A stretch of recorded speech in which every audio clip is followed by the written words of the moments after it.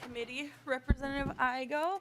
If you'd like to, so we are going to be hearing House File 342. I move that it's before the committee, and the motion is to lay it over. So with that, I will kick it to you, Representative Igo. Go ahead and present your bill. Thank you, Madam Chair. Yes, so the bill in front of us today is a bill around carbon capture and sequestration for the state of Minnesota. It would be to create policy for the state to work to develop these technologies in our state. And this has been a bill I've been working on since I got down here in 2021. And I just kind of want to explain the importance of what it offers and brings our state. One, it's no news that everyone in this committee knows we accepted 2040 goals here last year in this legislature. I'm a firm believer that if we're going to reach those goals, we need to use every single tool we have in our toolbox. Right now, we're not utilizing carbon capture and sequestration, and we need to. If we want to be able to try and reach these goals and do it in a way where we can keep power affordable and we can keep power reliable for every single Minnesotan. Also, it would be a way to make new and enhanced industries in Minnesota. You know, Minnesota's got a vibrant manufacturing, industrial business as well as power capabilities. By implementing this technology, we would be able to keep some of our existing technologies in place while also making more products that would have a higher demand. For instance, carbon capture and sequestration being attached to all of our steel producing and taconite production process. We'd have carbon negative steel that could be exported from Minnesota. That would attain a lot of the goals that I know all of us in this room share. Not to mention some of our other products like out of our agricultural industries. We know that carbon's become a commodity in this modern day and age, whether it be driven by policy, whether it be driven by the consumer. But I do know that this technology exists and that we should be taking steps to use it. I also want to talk about, you know, Minnesota has the resource and capability. Carbon capture and sequestration can be as simple as replanting a new forest. Carbon capture can also be as intricate as capturing carbon from the atmosphere and pumping it into deep salient aquifers. But Minnesota also has a unique opportunity that's located in northern Minnesota where we've discovered geology that is new and to any other place in the world that they found, where you can pump carbon dioxide underground, and instead of it being turned into like a carbonated water, the carbon interacts with the ground and turns into a solid carbonate, which means there's no monitoring or no tapping of wells. We're the only place in the state that can do, or in the country that can do that. And that's why we've been attracting tens of millions of dollars from the Department of Energy. That's the other point of this legislation. The U of M was given $11 million worth of grants over the next 4 years to study this mineralization that I just talked about. Companies in Minnesota have been given millions of dollars to study carbon capture hubs here. And if we look at the IIJA and the IRA, there's tens of billions of dollars that have put into capture credits that Minnesota could be capturing. We just got done in this committee talking about how we're trying to do everything we can to get those federal dollars before it's too late. The one policy we haven't done anything around in Minnesota is carbon capture and sequestration. The Department of Energy had almost $1 billion flying around out there for states to apply for us to get carbon capture hubs. Minnesota missed out, and who do we miss out to? The oil producing states, because we have nothing on our books to show that Minnesota is ready to do the work on this technology and try and find ways to use it in other ways. So with that, I appreciate the chance to be able to present this today, and I know I have some testifiers here today, and with that, I'll kind of yield over to them. Thank you. First up is Brian Cook, and then on deck, John Pollard. Welcome to the committee. If you could just state your name and then proceed with your testimony. Morning, Chair Cagle and members of the Sustainable Infrastructure Committee. My name is Brian Cook, and I'm the Director of Energy and Elections Policy at the Minnesota Chamber of Commerce. Thank you for the opportunity to testify in support of House File 342, Representative Igo's, bill supporting the development and deployment of carbon capture and sequestration technology in Minnesota. The Minnesota Chamber, which represents over 6,300 businesses with over 500,000 employees, believes in the triple goal of affordable, reliable, and cleaner energy. Energy costs are a business input that has generated attention and concern over the past several years, as Minnesota's commercial and industrial electrical rates have risen at a much faster rate than the national average. As our state continues its transition towards more renewable sources of energy, carbon capture and sequestration can help play a role as a tool for production of lower carbon emitting power. We hear over and over again from Minnesota businesses that they depend on reliable, safe, and cost-effective power at competitive prices, which is why the Chamber supports the development and deployment of this technology. Without low or no carbon baseload generating resources, our grid's reliability will depend on storage technology that does not currently exist or on the continued use of existing generation facilities. Minnesota has a large menu of low carbon and carbon-free options to round out the needs of our grid alongside intermittent and renewable ones. House File 342 will help advance our triple goal of affordable, reliable, and cleaner energy. Thank you for your time this morning. Thank you. Next up is John Pollard, followed by Kayla Christensen. Welcome to the committee. State your name and proceed with your testimony. Good morning, Madam Chair. Thank you very much for having me. My name is John Pollard. I'm the Legislative Director for the International Union of Operating Engineers, Local 49. Here in Minnesota, North and South Dakota, we represent about 15,000 men and women who work in the construction industry, specifically on heavy machinery. Our members take great pride in building and maintaining the infrastructure across all sectors of the economy, including emerging technologies in the energy space. Thank you for hearing this bill, Madam Chair. It is an important discussion to be having in front of committees such as this, and thank you for the opportunity to testify in favor of House File 342 relating to carbon capture projects. Carbon capture is a key technology in reducing greenhouse gas emissions and a useful tool to help decarbonize our environment. This legislation doesn't change environmental review policies or the permitting processes. It simply recognizes the importance of carbon capture efforts. It's a reasonable and responsible approach to consider if we are serious about reducing the state's carbon footprint.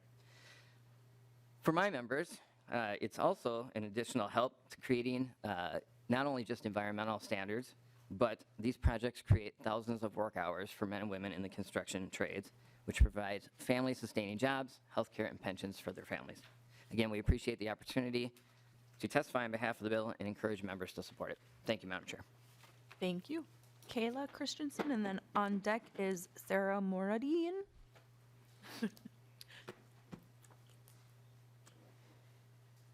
Hello, my name is Kayla Christensen. I'm Executive Director of the Minnesota Conservative Energy Forum, Chair Cagle and members of the committee. The Minnesota Conservative Energy Forum is a nonprofit organization, education and advocacy organization that promotes a market-based, all of the above energy strategy for Minnesota. Thank you for the opportunity to testify in support of House File 342, and thank you to Representative Igo for bringing forward this bill. This bill makes it clear in Minnesota statute that carbon capture and sequestration is an option to be invested in and as a part of future investments.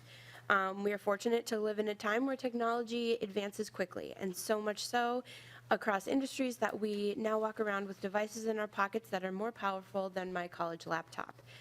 We will continue to see more and more similarly impactful innovations that will keep moving the energy industry forward. One of these exciting innovations is carbon capture sequestration. MNSEF advocates for an all-of-the-above approach to energy, and I can't think of a more appropriate application. We urge you to support House File 342 to put every viable option on the table in order to decarbonize. This bill does just that, putting another tool in Minnesota's toolbox to make the diverse, clean, reliable, resilient, and affordable grid of the future a reality. Thank you.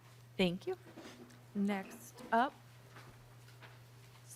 Sarah, did I say it right? No, but that's okay. Can you state your name for the record and proceed with your testimony? Thank you, Chair Cagle, committee members. My name is Sarah Moradian, and I am the Government Relations and Policy Director for CURE. CURE is a rurally based nonprofit organization dedicated to protecting and restoring resilient communities by harnessing the power of the people who care about them. Thank you for the opportunity to testify in opposition to House File 342. House File 342 is a deceptively simple bill proposing to, quote, support the development and deployment of carbon capture and sequestration technologies in Minnesota as a method of reducing greenhouse gas emissions. But carbon capture, utilization, and sequestration, or CCUS, is an unfounded strategy for decarbonization, delays an equitable clean energy transition, risks public health and safety, and provides the fossil fuel industry with a license to continue polluting. Currently, 16 CCUS facilities are in operation in the United States. These facilities are reported to have the capacity to capture up to 22 million tons of CO2 annually, but there's no evidence that any of these facilities have actually been able to achieve those goals, nor is there any example of a facility reporting a 100% capture capacity of all facility CO2 emissions. In fact, in many cases, emissions at the facility increase because of the 10 to 40% energy penalty associated with carbon capture technologies. And because CCUS technology focuses only on CO2 emissions, it does nothing to address the other pollutants that facilities emit, like nitrogen oxides, sulfur oxides, methane, mercury, arsenic, and lead. CCUS technologies are also highly water intensive and threaten water supply and quality. Furthermore, 13 of those 16 facilities send their captured CO2 to depleted oil wells for enhanced oil recovery, or EOR. As the name suggests, EOR involves injecting captured CO2 into depleted oil wells to push out oil that would have otherwise been unobtainable. Pushing more oil out of the ground is in no way compatible with our climate goals. But recent reports from North Dakota have confirmed that oil-producing states and oil companies hope to continue this trend and are in desperate need of new sources of CO2 to do so. Even if Minnesota did not intend for CO2 captured here to be used for EOR, once it leaves the state, there's little we can do to ensure that does not happen. Captured CO2 is most often transported via high-pressure pipeline. No pipeline is without risk, but CO2 pipelines are especially dangerous given the nature of CO2. CO2 is an odorless, colorless gas at atmospheric temperatures and pressures. It is denser than air, meaning it tends to settle in low-lying areas, and it also acts as an asphyxiant. So a pipeline rupture could freeze the surrounding area and could seriously injure or even suffocate those nearby. I would encourage each of you to research the 2020 rupture of a CO2 pipeline in Setarsha, Mississippi to understand the magnitude of risk we're talking about. Past incidents and ongoing discussions by state and federal agencies underscore how ill-prepared we are to regulate CO2 pipeline safety and handle CO2 incidents. In short, blind support of CCUS technology that cannot help us achieve our climate goals is not in the best interests of Minnesota. We should not encourage corporations to line their own pockets while our rural communities shoulder the economic, environmental, and health burdens of these projects. I'd also like to note that none of the bill authors represent the communities in the footprint of the proposed route of Summit Carbon Solutions CO2 pipeline. Thank you. Thank you. Next up is Peter Wagenius. Welcome to the committee.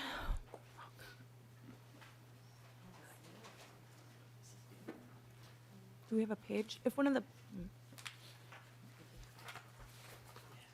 Please state your name for the record and proceed with your testimony. We got 2 more testifiers, so I think we'll be okay. Thank you, Madam Chair. I'm Peter Wagenius, Legislative Director of Sierra Club, the nation's oldest and largest grassroots environmental organization. Let's start with the good news. The costs of the key technologies we need for real climate action have been plummeting, and based on the studies of cost curves, they are projected to keep dropping. A recent Oxford study mentioned in the handout I just provided says that the clean energy transition is going to save us money in purely economic terms before factoring in avoided costs related to the climate and public health. And the faster we go, the more money we save. The experts who developed the Inflation Reduction Act understand this. Dr. Leah Stokes said, moving to 100% renewable energy as fast as possible and electrifying everything we can. If we do those 2 things alone, it can cut 3/4 of current carbon pollution. So thank you again for passing 3 great climate bills last year consistent with current research. Unfortunately, polluting industries are pitching carbon capture schemes as their alternative to real action. Occidental Petroleum claims that thanks to industrial carbon capture, it will someday produce net zero oil. So, quote, there's no reason not to produce oil and gas forever, unquote. Like with Occidentals, most of these schemes only partially capture carbon and are so expensive as to be unscalable.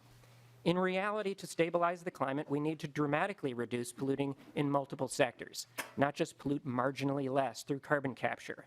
IPCC goals require reducing 45% by 2030 while getting on a trajectory to 0 by 2050. Investments in new fossil gas infrastructure, or ethanol, are often described as bridge fuels. It is more accurate to describe them as dead-end pathways. Here's an example. The ethanol industry, oh, I had it with me. The ethanol industry, in its quest for ever larger subsidies, developed a plan to partially capture carbon from their plants and ship it to North Dakota to be used for enhanced oil recovery. With this bill, we run the risk of supporting such industry plans whose primary goal is not to reduce emissions in the real world, but simply to reduce their CI scores on paper, as modeled by GREET, and secure federal subsidies through 45Q tax credits. To avoid this, I shared 5 key questions that should be asked before investing time or money in proposed climate solutions. To be clear, as much as Sierra Club opposes the categorical endorsement of industrial carbon capture in this bill, neither do we support a categorical rejection. It may be that after asking these 5 key questions, some forms of carbon capture are wise, more likely in hard-to-electrify sectors of heavy industry like steel and cement.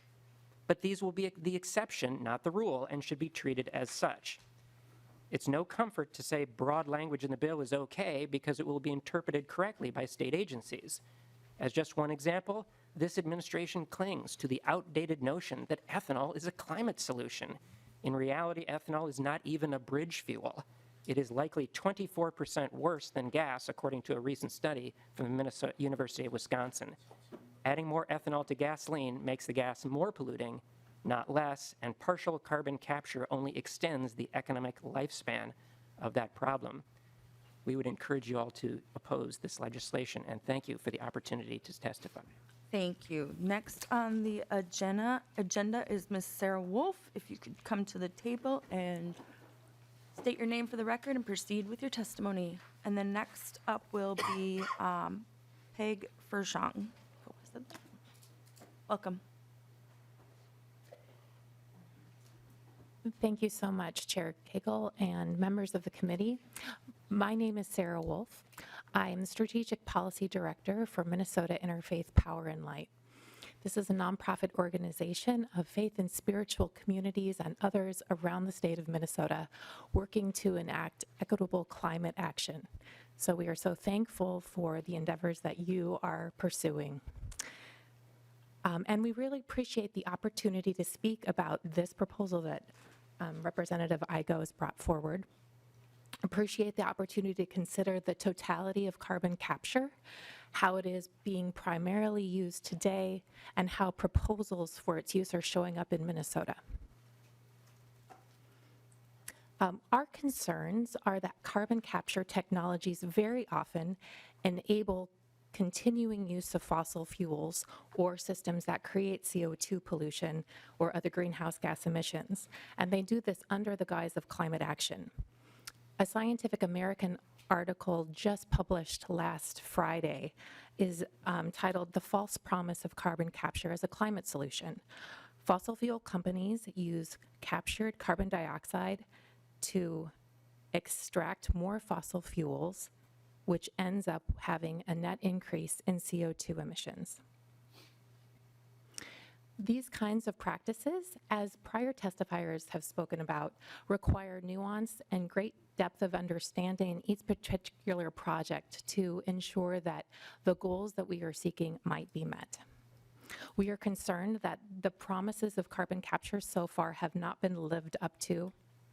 We are concerned that it requires billions and billions of taxpayer dollars to support these industries.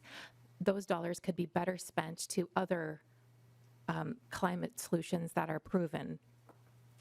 And we are mainly concerned that in Minnesota now, these projects are showing up in a way of encouraging the building out of a network of carbon capture and CO2 pipelines.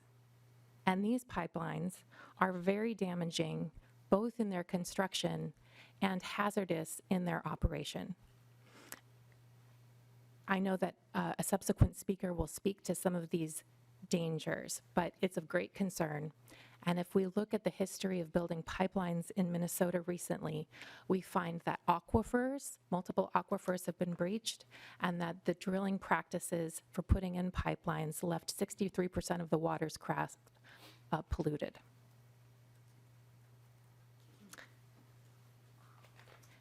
As prior testifiers have noted, the vast majority of projects operating in the United States today are taking this captured CO2 to oil wells for enhanced oil recovery. And this is what creates the hindrance and the problem of sustaining the fossil fuels industry that we need to be moving away from. Might carbon capture be useful in some situations? I think that is that's a possibility. But this, again, requires deep nuance and deep understanding of the technology and the proposals being proposed. Minnesota Interfaith Power and Light is very concerned about creating networks of pipelines that will damage communities and the land and the air and ultimately be counterproductive to our goals. Thank you very much. Thank you very much. Last on the agenda then is Ms. Peg Bershong. I hope I say that right.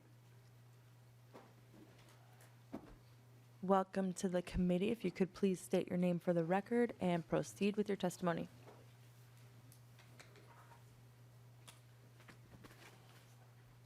Good morning. My name is Peg Vershawn, and I'm here from Renville County this morning. I'm a landowner, and I've actively been involved with the current proposed CO2 pipeline infrastructure project in Minnesota from Summit Carbon Solutions in Iowa. And for the past 2 years, I have done my best to learn as much about this as possible because the proposed project is slated to be at the foot of my driveway. I'm a parent, I'm an educator, and farming has been part of our family for multiple generations. I appreciate the opportunity to share with you some of the concerns we have about House File 342. As stated, House File 342 broadly supports the development and deployment of carbon capture sequestering technologies in Minnesota as a method for reducing greenhouse gas emissions in order to achieve the state's greenhouse gas emission reduction goals as established in under Section 216H.102, Subdivision 1. The bill implies that carbon capture technology will reduce greenhouse gas emissions, and this simply is not true. In fact, it does just the opposite. It actually incentivizes farmers to continue growing corn and the production of ethanol. I think you need to keep in mind that for every gallon of ethanol we produce, that is mixed with 8 or 9 gallons of fossil fuel, gasoline, creating gasoline, which just adds to our greenhouse gas emission burden. The process of capturing CO2 at the ethanol plant is highly energy and water intensive. It actually takes more energy to convert the CO2 gas to a liquid so that it can be transported in the pipeline. This process of distilling and compressing the gas is done at extremely high temperatures and requires actually more water to capture the carbon than it does to make ethanol. The industry would like you to believe that CCS will actually lower the carbon intensity score of ethanol, but because of the significant amounts of energy and water needed to facilitate the CCS process, it actually increases the carbon footprint significantly. For more than 2 decades, the federal government has pumped billions of dollars into research on CCS, and the fact that 85% of these projects have failed and shuttered, and the handful that are still operating are only doing so with subsidies from the federal government and taxpayers. I caution you not to rush into a situation where Minnesota becomes a pilot project for a public for-profit company to make money at the expense of taxpayers once again.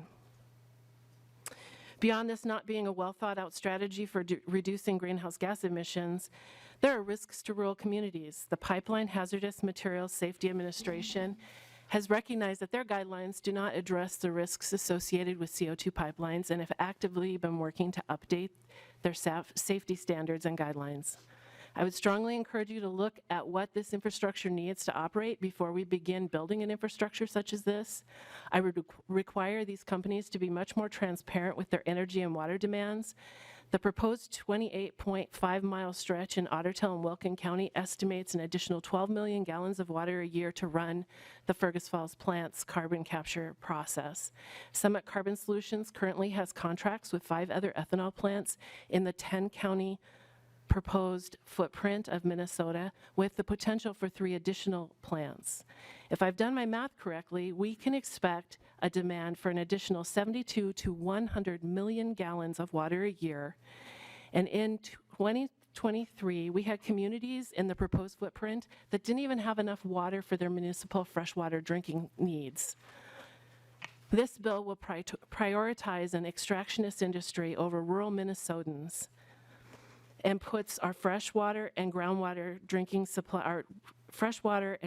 supplies at risk. Lastly, Minnesota does not have the geology required to sequester CO2 within our borders. If this CCS infrastructure is built in Minnesota, we have no assurances that the CO2 will be extracted will stay in the ground. The race for the 45Q dollars at the federal level is really just a carbon Ponzi scheme. We have no assurances that the CO2 will stay after the 45Q incentives sunset. While you may have the best intentions of addressing greenhouse gas emissions, the impacts are too great for rural Minnesota. This is a huge investment in Minnesota taxpayer dollars, and these dollars could be better used at addressing our climate concerns. I want to thank you, Representative Cagle, and the committee for allowing me to testify today, and I'd be happy to answer any questions you may have. Thank you very much. Is there anybody from the public wishing to testify? All right, with that, we will move on to member discussion. Anybody have questions? Representative Kraft? Thank you, Madam Chair, and Representative Igo. So I appreciate you teeing up a discussion here as I read through the words that seems to be about trying to assist in the climate challenges that we face. So I appreciate that. And so I want to engage on a few questions. I share some of the concerns that have been raised, but I want to start by, digging in a little bit. Because you mentioned in your discussion of carbon sequestration and planting trees. So one of the things that I don't see here is there's a lot of things that can be carbon capture and sequestration. Trees, forest preservation, peat preservation, prairie restoration, regenerative agriculture. So what is your definition of it in this? Representative Igo? Thank you, Chair and Representative Kraft. So I kept the language in the bill very simple for that reason, so we can encompass as many things as possible, right? Because another form of carbon capture and sequestration is this desk we're all sitting around right now, right? So development and deployment of carbon capture and sequestration technologies, as long as we could find a way to cooperate in that we are either taking carbon out of that system or sequestering carbon from entering our atmosphere, those are things that are going to help our climate goals and make Minnesota better and our world better. That was the idea of doing it that way. Representative Kraft? Thank you, Madam Chair. Representative Igo, so appreciate that. So, one of the other things that you mentioned was that the University of Minnesota, I think, got tens of millions of dollars, and other companies have gotten grants to study some of the things that you're talking about. Mm-hmm. So what is keeping us from doing that? Why do we need this? Because it seems like there's research happening, there's stuff happening. So, what's preventing us from doing this? Why is this necessary? Representative Igo. Madam Chair and Representative, so right now, we have our universities and some companies doing research and, finding out what exactly we can do with what. The reason I want the bill there, and I think we need the bill there as a state, is so our state agencies, if we need to create policy around that in the future, or we need to work with companies, because we don't know, you put something in the ground, take something out of the ground, there's a lot of rules around that as a state. And right now we have no laws on the books that are going to allow the state of Minnesota to be able to work with those companies or institutions to find ways to make sure it's all legal and up to code. So I wanted to give an outlet to the state of Minnesota that there is an avenue for us to go to work in that, and our state agencies could get to work. Representative Kraft? Madam Chair, Representative Igo, so thank you. So, one of my concerns about putting something like this is that some aspects of this, depending on where you're talking, are very costly. If you look at the data on it, that it would wind up with increased cost of power and increased costs of other things. So I don't see, given that there's stuff happening, and I'd also say, we'd be putting our thumb on the scale and saying, okay, we should be doing this versus why don't we do it for thermal energy or other other kinds of things. So, given the cost concerns on this and the fact that it's so broad, I just don't see the need for us to do this. That there's investigation happening in some of the areas you're talking about. There's some real concerns and real health concerns and cost concerns. So I think we should just let the things that we're doing play out. Thank you, Representative Weigel. Did you want to respond at all? I'll respond to that briefly. Madam Chair, Representative, I appreciate the conversation, and I also appreciate kind of the committee as a whole hearing this bill today, because this is what the legislature is all about. We're supposed to sit around a table and talk about bills and share our concerns. In regards to your comments there, again, we've been hearing for the last couple of years we need to be able to do everything we can to combat climate change. And one thing we talked about in Energy Committee last week is how Minnesota makes up 0.002% of global emissions. So the point of a bill like this is that if we could have industries that are going carbon negative and allow the state to work with companies to do that, then we're actually going to start having an impact as the state of Minnesota. But if we eliminate carbon emissions right now, we're not going to do anything. We're 0.002%. One coal plant in China is going to emit more NOx, SOx, and CO2 into the atmosphere than anything here in Minnesota because we have good regulations. So I think if we're going to try and combat this crisis, we're going to try and be leaders, whether it's in industry, whether it's in jobs, whether it's in energy. We got to give Minnesota the toolbox to go to work. Representative Yeah, Clark, one more. follow-up? Madam Chair, Representative Igo. So what I would say is we do need to do things here. And one of the things I'm very interested is in carbon negative steel. Right. So, and I think there are really some interesting paths to get there. My concern with putting something like this in is that it leads us down a path that's more costly, that's not effective. So I don't think, putting our thumb on the scale with this, I want to go and figure that out, but not biasing us to a way that just may not be the most cost effective or the healthiest way to do it. So, thank you. Representative Anderson. Thank you, Madam Chair. Kind of feel we're back in the Ag Committee this morning with the general bashing of corn here. You know how I feel. Representative Kraft mentioned alternative ways to sequester carbon. I'm a farmer, and I've been told or read and heard that the ultimate perfect solar panel is a corn plant. It takes in CO2, gives off oxygen. In fact, the Midwest in the middle of July has been compared to the Amazon rainforest, with the corn out in the entire Midwest of the country doing a good job of sequestering carbon and giving off oxygen. Some other comments of testimony I've heard, that because of renewable energy, the price of electricity is going down. Well, I'd like to find out where that would be. Electricity costs are going up fairly quickly. We had grocery store folks in here yesterday, and one grocery store man said, we've put in all kinds of energy efficient coolers, walk-in coolers and such with doors, and really decreased our energy usage, yet his electric bill has gone up by, I can't remember the number, but 20% in the last couple of years because of the increased cost of electricity.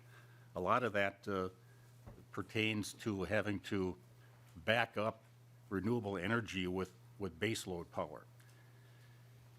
It was mentioned that ethanol industry is getting ever larger subsidies. I think it was Mr. Wagenius, and I would like to ask him what subsidies he's talking about that they're getting currently, and they're looking for ever larger subsidies. I just don't think that, I'm not aware of that, if that's the case. If he could tell us what subsidies ethanol plants are currently getting here in Minnesota, I'd like to hear that. Mr. Wagenius, if you could make your way up and just state your name again.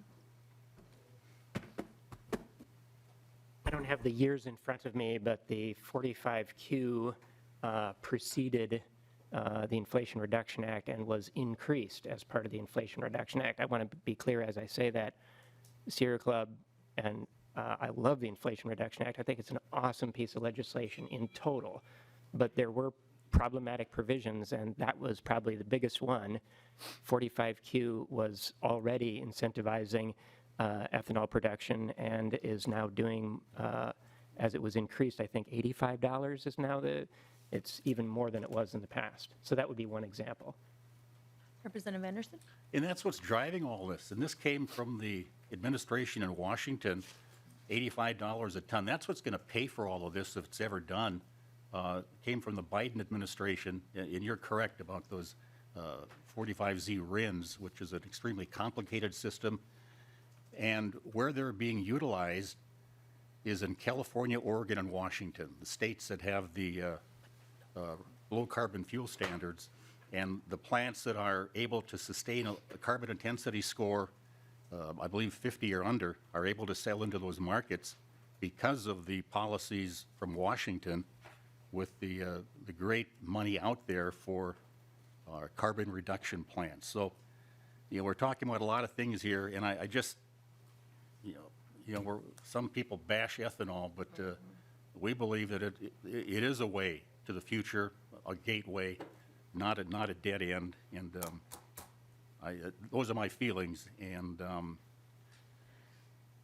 some of these areas, it helps rural Minnesota, the industries out there, the environment and such. And I'm a supporter of that. And because of some of the policies from Washington, these things are being talked about.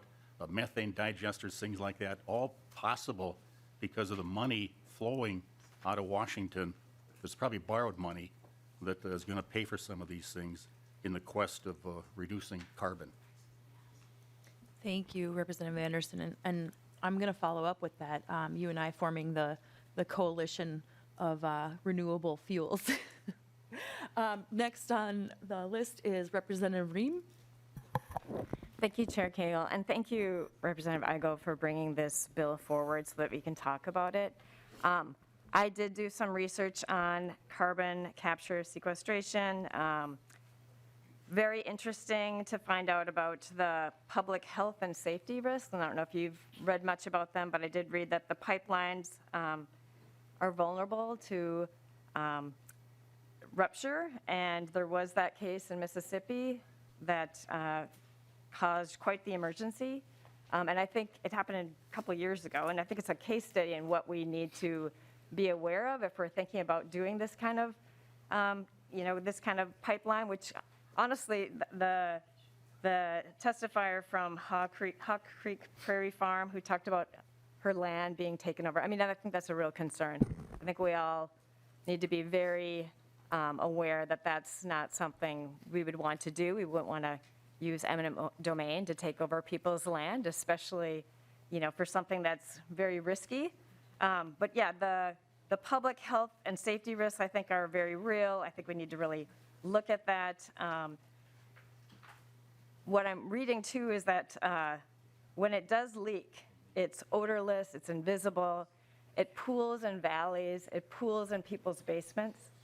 And in the emergency that happened in Mississippi, there was an article about it, and it said in one 911 call, a mother pleaded for help because her daughter couldn't breathe, her hacking audible in the background.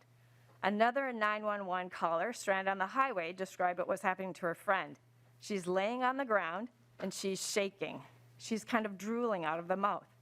I don't know if she's having a seizure or not. Can you send somebody quick? So then it goes on to say that humans always breathe some carbon dioxide, but too much causes a thirst for oxygen, disorientation, and heart malfunction. Extreme exposures to carbon dioxide can lead to death by asphyxiation. The use of carbon dioxide to kill pigs is now under scrutiny over whether it complies with federal laws on humane slaughter. So, I think we need to look at a number of things, but for me, the public health and safety risk is too great, and I would not support this legislation. Thank you. Thank you, Representative Ream. I hope we have better regulations than Mississippi, though. So, Representative Igo? I'll just respond to that briefly. No industry is without risk, and that's not to minimize any of those things you talked about, right? They're horrible instances. But I guarantee you when a solar panel is getting put up and a wind turbines get up, people get hurt too. That's industry that's moving life forward, and we can't just put the stop on something because of that. We can do better, and we can move forward, and like the chair said, we're Minnesota, right? We do things a lot better. I also want to add, you talk about the eminent domain thing. I share that concern. It's all about local control and making sure we take care of landowner rights. then I hope we can work together on maybe stopping some of the solar expansion all of our prime farmland, right? So we can't have it one way or the other. If we're going to talk about all of it, let's talk about all of them. So that's just my response to that. Thank you. Thank you, Representative Weigel. Representative Acom. Oh, I'm sorry, Representative Ream. I didn't see you back. Yeah, if I could respond to that, Sure. thank you, Chair Cagle and Spencer, Representative Igo. So when farmers decide to put solar panels on their fields, that's a decision that they make. It helps diversify their income. I know a lot of people who are very happy to have the wind turbines and the solar panels on their farm fields. This is different. This is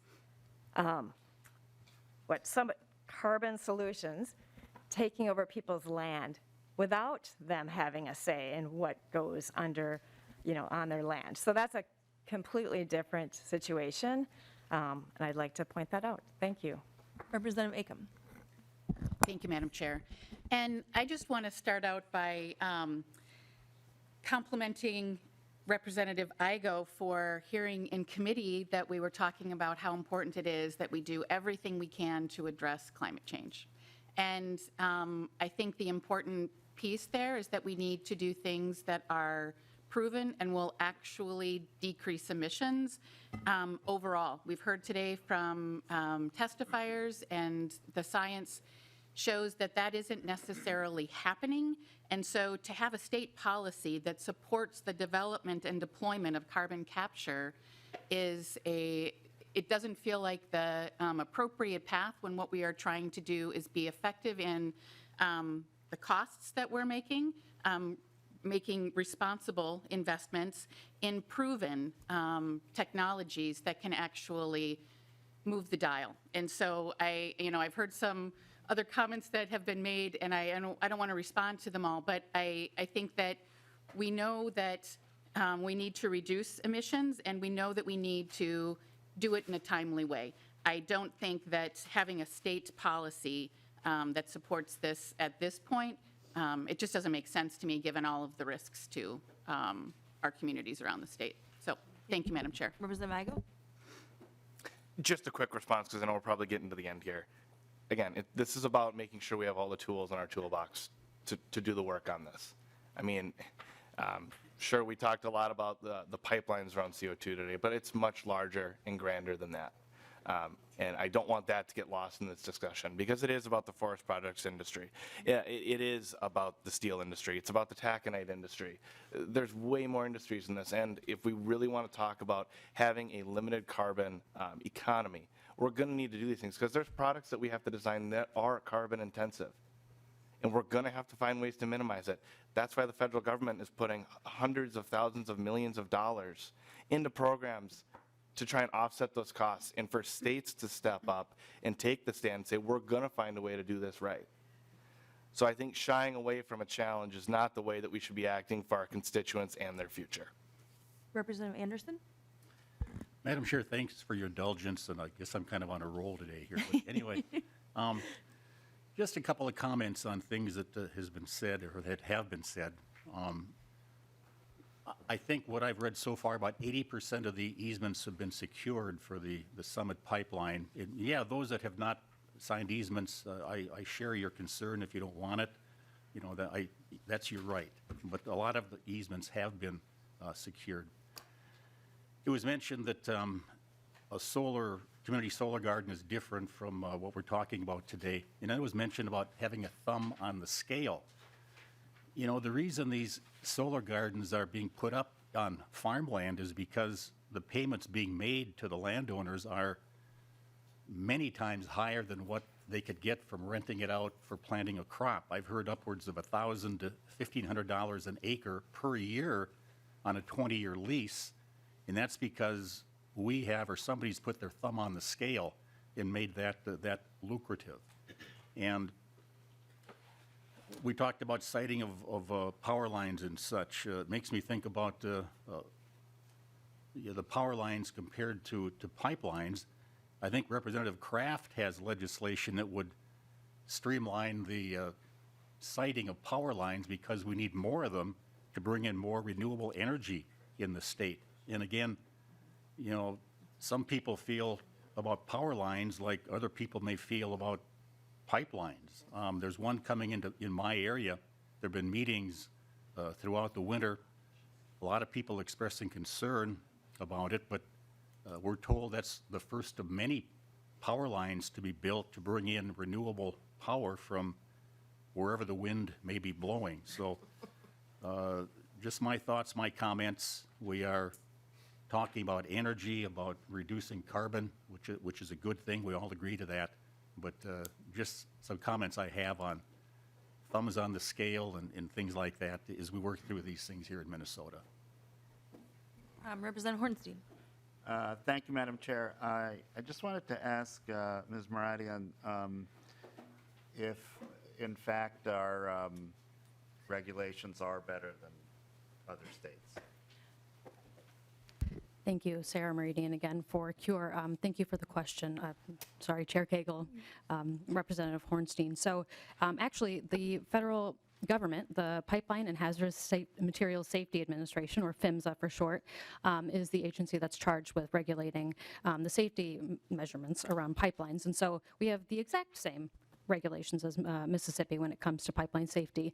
And concerningly, I think I referenced this in my original testimony, PHMSA has said that it needs to update its rules specifically around CO2 pipelines in terms of how they are built, how they're managed, how they operate, but also in terms of emergency management, in part because of what happened in Mississippi. And so rulemaking has not begun yet, but it's anticipated to get underway, I think, in Q1 of this year. So you're saying that we're not better than Mississippi? I am saying exactly those words, Chair That's Cagle. really wrong. Any follow-up, Chair Hornstein? Oh, that was my assumption, so thank you. Thank you. Any further discussion to the bill? We've got 10 minutes left, so I'm going to keep this going as long as we got questions. This would be super. Thank you, Madam Chair. I've said I want, but if Representative Anderson wants to sign on to my bill, it actually is about using right-of-way so you don't have to disturb more landowners. So please sign on. All right, Representative Igo, closing comment? Thank you, Madam Chair. And again, I appreciate the vibrant discussion we had today. You know, this is why it's good to hear minority bills. We can do this more often. But I just kind of want to summarize what this is all about today. This is about giving the opportunity and tools to Minnesotan businesses and Minnesota as a whole to be a leader on this. You know, we can hear about bad stories happening around us, and I think we can't let, when we hear a bad news article or when we see something going on that we don't like, we can't shy away from that just because we don't like it somewhere else. If you want to be leaders, if Minnesota wants to be different, if Minnesota wants to be on the global stage as a state that's doing things right, we'll find the way to get it done right. And we have found the way to get it done right in the past. Right? I mean, imagine we could have, you know, one of my testifiers that was here today, we could have the trades building out this technology, this infrastructure that's going to do it. We could have Minnesota chamber businesses that are finding ways to make carbon neutral and carbon negative products that we could export from Minnesota while providing those carbon free jobs. And we could put Minnesota on the map, not for being carbon neutral by 2040, but carbon negative. And then the issues that we're seeing about, that we talk about in other committees around here about how we're, you know, the climate change has run away because of other carbon places, and we got to find a way to limit that. Minnesota could be negative to help with that situation. These are the ideas that we need to have and the tough conversations we need to have. We can't shy away just because we see some negative and say, oh, not that, not today. And I think the point of sustainable infrastructure is for us to take a bold stand and for us to get involved. And this policy, I mean, I need to say, it's 12 lines, the whole bill as it sits. And it doesn't give out any money. It doesn't put the thumb on the scale. It just says that Minnesota and its state agencies are going to work with companies and work with people to find solutions. And I think everyone in this room believes we should have solutions. So I encourage the committee to continue to learn about it, and I would welcome any conversations we can have, because with this, we can provide good jobs, we can provide a sustainable future, and we can really lead the way as Minnesotans. So thank you again for the hearing, Madam Chair. Thank you, Representative Igo, and I also appreciate the very thoughtful questions and discussion around this, and I do hope we can do it again. So with that, I will lay over House File 342.